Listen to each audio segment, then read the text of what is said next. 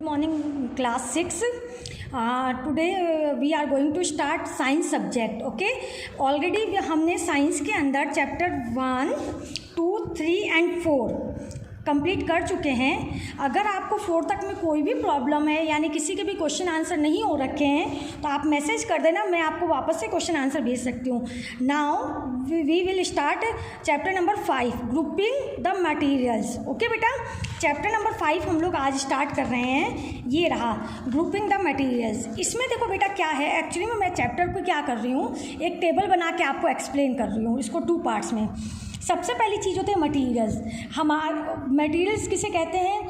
Material का मतलब वो होता है कि जो भी हमारे सराउंडिंग एरिया के जहाँ जहाँ आप लोग आसपास जितनी भी चीज़ें देखते हो, जो एक स्पेस यानी कोई एक एरिया, कोई जगह ऑक्यूपाई करती है, यानी मटेरियल की जो डेफिनेशन अगर हम लोग कहें कि हमारे सराउंडिंग एरिया में, यानी जितने भी इस दुनिया में जो भी मटेरियल से जितनी भी चीज़ें हैं, भले वो वुड की बनी हो, प्लास्टिक की बनी हो, स्टोन की बनी हो, भले गैस की हो, व्हाटएवर जो भी चीज़ें बनी हुई हो, जो स्पेस से मतलब जो स्थान घेरती है, स्पेस यानी मतलब जो ऑक्यूपाई द स्पेस यानी जो जगह, दैट्स कॉल्ड मटेरियल्स, उसे हम मटेरियल कहते हैं। अब इस दुनिया के अंदर हम लोग वर्ल्ड की बात करें तो there are lots of materials. देखा जाए तो पेपर से खूब सारे मटेरियल्स बनते हैं, वुड से खूब सारे मटेरियल्स होते हैं, हमारे एलिमेंट से खूब सारे मटेरियल्स बनते हैं, हमारे प्लास्टिक से खूब सारे मटेरियल्स बनते हैं, हमारे रबड़ से खूब सारे मटेरियल्स बनते हैं। There are lots of materials. इतने सारे मटेरियल्स है, इतनी सारी चीज़ें हैं वर्ल्ड के अंदर कि हमें वी आर कम्प्लीटली कन्फ्यूज कि कौन सा मटेरियल क्या है।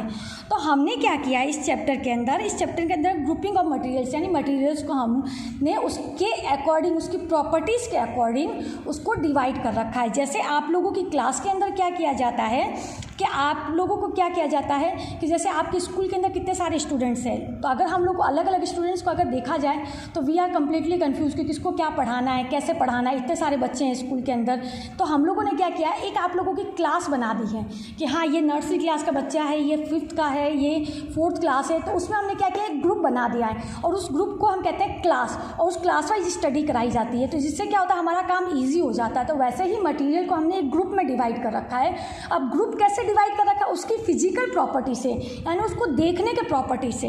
यानी जैसे जितनी चीज़ें वुड की बनी हुई है यानी लकड़ी की बनी हुई है, तो उसको हमने एक नाम दे दिया। जितनी चीज़ें शाइन करती है, शाइनिंग यानी चमक होती है, लशर्स होते हैं, उनको हमने एक ग्रुप कर दिया। तो इस तरह से हमने क्या किया है, मटेरियल्स को ग्रुप वाइज डिवाइड कर रखा है। और इस चैप्टर के अंदर वही मेन चीज़ है आप लोगों के, ग्रुपिंग ऑफ मटेरियल्स। यानी material is occupy the space, occupy the space. तो वो जो चीज़ जो स्पेस को कवर करती है, ऑक्यूपाई यानी जगह घेरती है, दैट्स कॉल्ड मटेरियल्स। और मटेरियल्स को हमने क्या कर रखा है, उसके फिजिकल प्रॉपर्टीज़ यानी उसको देखने के अकॉर्डिंग हमने उसको डिवाइड कर रखा है। अब मैंने क्या कर रखा है बेटा, इस चैप्टर को पूरे की मैंने क्या बना रखी है, एक ये टेबल बना रखा है। ये टेबल आप लोग क्या करना, जब आपका चैप्टर 5 स्टार्ट करोगे ना, तो ये मैं वैसे ग्रुप में आपके भेज दूंगी स्टडी बेस पे। ये टेबल आप लोगों को अपनी कॉपी के अंदर बनाना है, ब्लैंक पेपर पे, ठीक है। तो सबसे पहले लिखा है materials, things which occupy space. Okay, now we divided materials according to physical properties. Physical properties के अकॉर्डिंग हमने सबसे पहले डिवाइड कर रखा है लशर यानी शाइन। शाइन के अकॉर्डिंग देखा जाए, लशर के अकॉर्डिंग देखा जाए तो मटेरियल्स में जैसे गोल्ड हो गया, सिल्वर हो गया, स्टील्स हो गया, एल्युमिनियम हो गया, दे आर कम्प्लीटली शाइन्स, ये शाइन करते हैं। और शाइन्स के अकॉर्डिंग इनको हमने क्या कर रखा है, एक अलग ही ग्रुप दे रखा है, तो इसे हम कहते हैं लशर्स। ओके, तो lustres is a material that have special sign यानी अगर आप इसको अगर नाम भी देना चाहो तो लशर को हम लोग क्या कहते हैं, सिनोनिम्स वर्ड्स क्या हो जाएगा, शाइनिंग करना, शाइन, SHINE, शाइन कर देना। जिसका एक एग्जाम्पल मैंने लिखा है गोल्ड। इस तरह से आप लोग खूब सारे एग्जाम्पल्स भी लिख सकते हो। Okay, now come to hardness. Second property जो होती है उसे हम कहते हैं हार्डनेस। हार्डनेस मतलब अगर आप एक स्टोन को टच करो और एक सोप को टच करो, ठीक है, इसके अलावा एक पेपर को टच करो, तो आप अगर इन तीनों चीज़ों को टच करोगे तो इनके हार्डनेस में आप चेंज देखोगे। एक स्टोन को टच करना, एक सोप को टच करना, एक पेपर को टच करना और एक वुड को टच करना, तो इनकी हार्डनेस तो होगी सबकी अलग अलग होगी। कैसी होगी, अगर आप चेक करोगे तो सबसे ज़्यादा हार्डनेस होगी स्टोन की, ठीक है, और सबसे कम हार्डनेस जो होगी वो पेपर की होगी, बिकॉज पेपर बहुत सॉफ्ट होता है, इजीली आप क्या करोगे उसको फोल्ड कर सकते हो, है ना।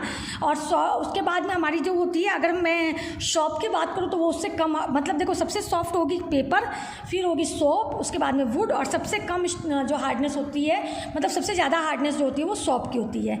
यानी इस तरह से हार्डनेस के अकॉर्डिंगली हमने क्या कर रखा है, मटेरियल्स को डिवाइड कर रखा है, ठीक है। तो there are two type of materials अगर फिजिकल प्रॉपर्टी में, हार्डनेस एंड सॉफ्टनेस, ठीक है ना। तो हार्डनेस यानी क्या होता है, इनकी एक हमने क्या कर रखा है, मेजरमेंट ले रखा है। तो हार्डनेस के अकॉर्डिंग भी different type of hardness, materials के भी अलग अलग हार्डनेस होती है, बहुत ज़्यादा हार्डनेस वाले भी होते हैं और कुछ कम हार्डनेस वाले भी होते हैं। तो जब हम किसी चीज़ को प्रेस करते हैं, प्रेस करने पे which can easily press, that's called soft material. When we press of material that can easily press, that's called soft material. When we press the material or that can not easily press, that's called hard material. जब हम किसी चीज़ को press करते हैं, इसको हम लिख देंगे प्रेस यानी होता है दबाना। When we press the material or that can easily press, that's called soft material. और easily press नहीं होता तो उसे हम कहते हैं hard materials. Okay, now come to third point, transparency. Transparency का मतलब क्या होता है, मटेरियल के अंदर क्या होता है, थर्ड जो प्रॉपर्टीज़ होती है वो होती है transparency. Transparency is a very common word और यू कैन अंडरस्टैंड ईजीली, विच देखो अभी क्या है, आप इस वर्ड्स को ईजीली देख पा रहे हो, बिकॉज ये क्या हो रहा है, मोबाइल और आपके बीच में क्या हो रहा है, यहाँ पे बीच में एक एयर है। तो एयर क्या होता है, एयर से हम लोग आर पार देख सकते हैं। विच ट्रांसपेरेंसी का मतलब ये होता है which can see easily, which can see easily, that's called transparent material, है ना।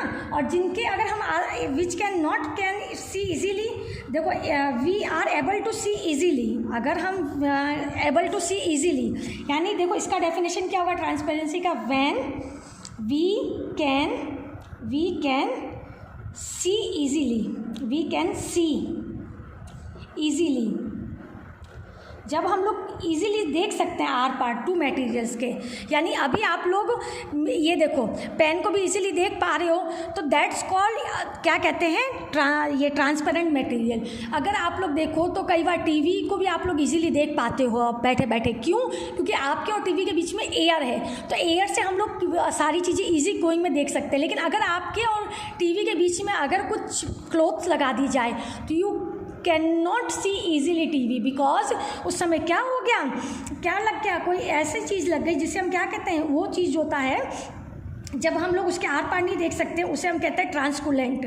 यानी जब उसके आर पार नहीं देख सकते यानी with we are not able to see, तो ट्रांसकुलेंट मटेरियल यानी ट्रांसपेरेंसी, ट्रांसकुलेंट।